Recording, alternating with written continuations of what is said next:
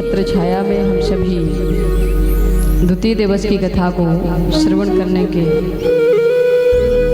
आए हैं, विराजमान है सभी कथा श्रवण करने हेतु। चलते हैं, कल जो कथा सुनी उसी कथा को जहां हम सभी ने विराम दिया था, फिर पुनः प्रेम में चर्चा को आगे बढ़ाएंगे।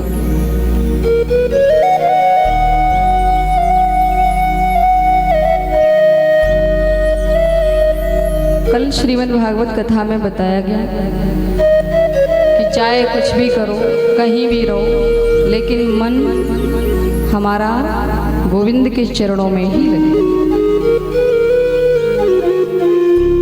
भगवान ने जब सृष्टि को बनाया, पहले कुछ नहीं था इस दुनिया में, पहले कुछ भी नहीं था। पहले भगवान ने जल का निर्माण किया, इसके बाद श्रीमन्नारायण सोचते हैं कि अभी भी मैं अकेला हूँ। श्रीमन्नारायण के नाभि से कमल का पुष्प निकला, कमल पुष्प से 4 मुख वाले श्री ब्रह्मा जी का प्राकट्य हुआ। लेकिन ब्रह्मा जी को ये पता नहीं है कि मैं कहाँ से आया हूँ। ब्रह्मा जी के 4 मुख इसलिए हैं ताकि उनको 10 दिशाओं की चीज एक संग दिखाई दे जाए। अब महाराज ब्रह्मा जी ने तपस्या की तो नारायण भगवान तुरंत प्रसन्न हुए और नारायण भगवान ने ब्रह्मा जी को सारी दुनिया का मालिक बना दिया कि जाओ तुम सृष्टि का सृजन करो, ये हमारा आशीर्वाद है। ब्रह्मा जी ने सारी सृष्टि को बनाया तो कैसे बनाया महाराज? कहते हैं पृथ्वी, जल, तेज, वायु, आकाश, इन 5 तत्वों से सारी दुनिया बनती है।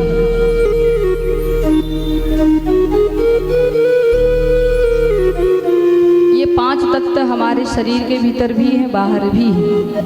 5 तत्वों से सारी दुनिया, यानी जितने भी 84 लाख जीव हैं वो सब 5 तत्वों से ही बनते हैं। क्षिति जल पावक गगन शमीरा,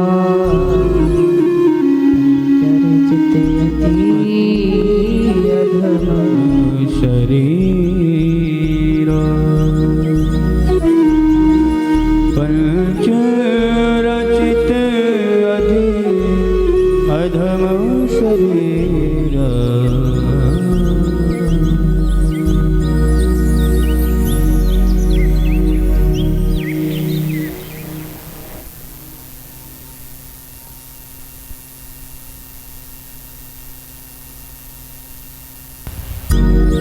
लाइट वाले भैया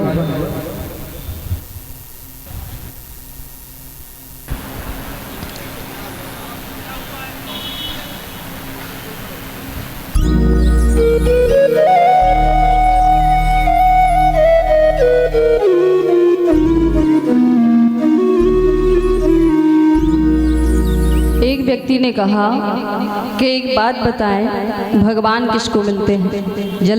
जल्दी मिलने वाले को क्या उपाय करना चाहिए?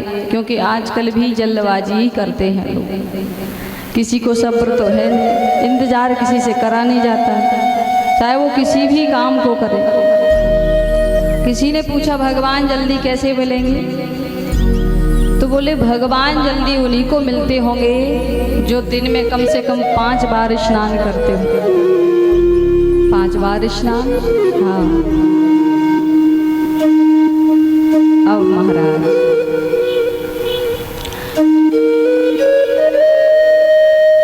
बोले 5 बार स्नान करने से भगवान मिलते, हाँ।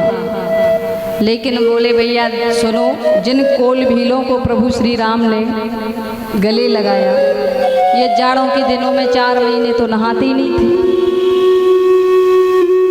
प्रभु श्री राम जी से स्पष्ट कह दिया था, ऐसे हमारे प्रभु बड़ सेवकाही, ही नवासन बसने चुराही। हमारे बड़ सेवकाही,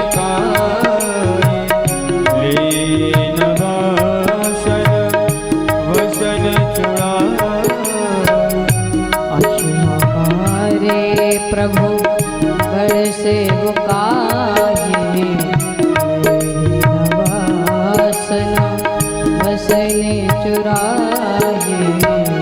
ऐसे हमारे प्रभु बड़ सेवकाये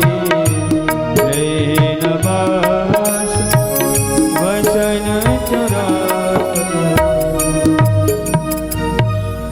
अब महाराज भगवान अगर ये देखते कि जात बिरादरी को, या फिर ये देखते कि कितनी बार नहाते हो या नहीं नहाते हो, तो महाराज कुल भील तो जो होते है ना, वो 4 महीने जाड़ों के दिनों में नहाते नहीं थे। अब तो सब नहाते हैं।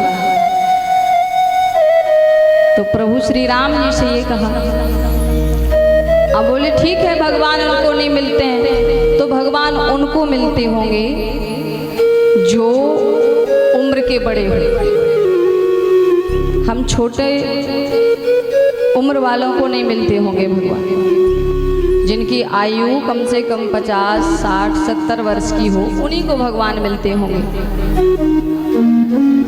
महाराज। बोले ध्रुव जी की उम्र क्या थी? ध्रुव जी की उम्र 5.5 वर्ष की हुई, या 5 वर्ष ही कह लो। तो छोटे से बालक ध्रुव जी को मिल गए, 5 वर्ष की आयु में। तो बोले भगवान ये भी नहीं देखते हैं कि तुम्हारी उम्र क्या है?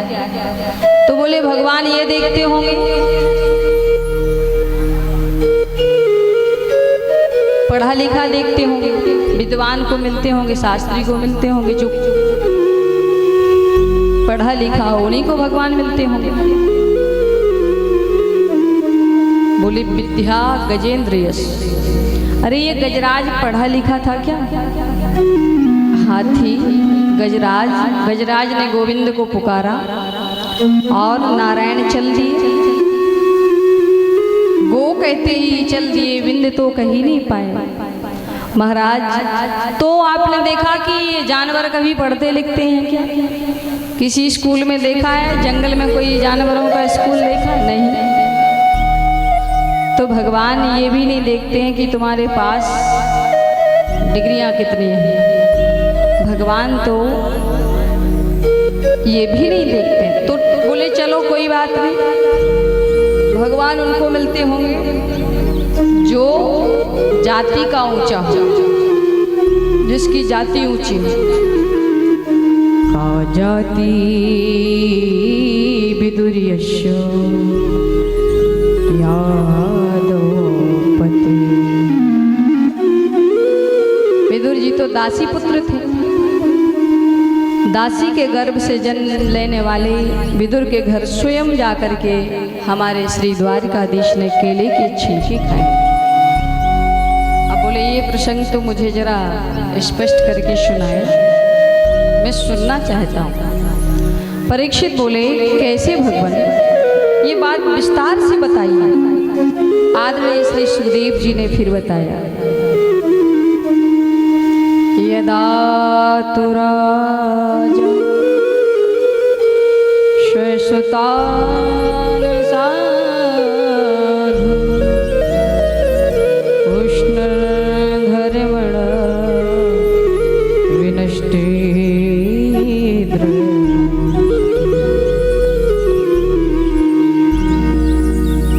सुनो, हाँ बोले एक बार पांडवों के साथ कौरव जो अन्याय कर रहे थे, लाक्षागृह में उनको जलाने का षड्यंत्र किया जा रहा था। तब कौरवों के पिता धृतराष्ट्र ने उनके सामने विदुर जी आकर के बैठे, और विदुर जी महामंत्री थे। विदुर जी से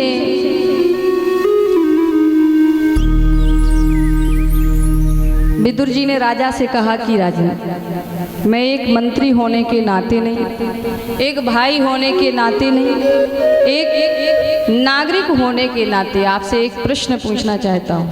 हाँ कहिए। निवेदन है, हाँ कहिए। बोले राजन, अन्याय की बेल पर कभी अमृत का फल नहीं आ सकता। अमृत अन्याय की बेल कभी हरी भरी नहीं हो सकती। बोले मतलब? बोले पांडवों के साथ जो अन्याय हो रहा है उसको रोको। जो अत्याचार हो रहा है उसको रोको। देखो पांडव कोई कमजोर तो है नहीं, बस तुम्हारा आदर करते हैं, तुम्हारा सम्मान करते हैं, इसलिए वो कुछ नहीं कहते हैं। शास्त्र कहता है कि एक नगर को नष्ट कर देने से यदि पूरा देश सुरक्षित रहता है तो उस नगर को नष्ट कर देना चाहिए। एक गांव को नष्ट कर देने से यदि पूरा प्रांत सुरक्षित होता है तो उस गांव को नष्ट कर देना चाहिए। महाराज, तुम्हारे खानदान में अगर खानदान में कोई व्यक्ति ऐसा गड़बड़ चले, एक व्यक्ति को त्यागने से यदि हमारा खानदान बचता है तो उस व्यक्ति को त्याग देना चाहिए। आपके घर में दुर्योधन कलंक पैदा हुआ है, मैं सत्य कहता हूँ कि आपके परिवार को विनाश के कगार पर ले जाएगा।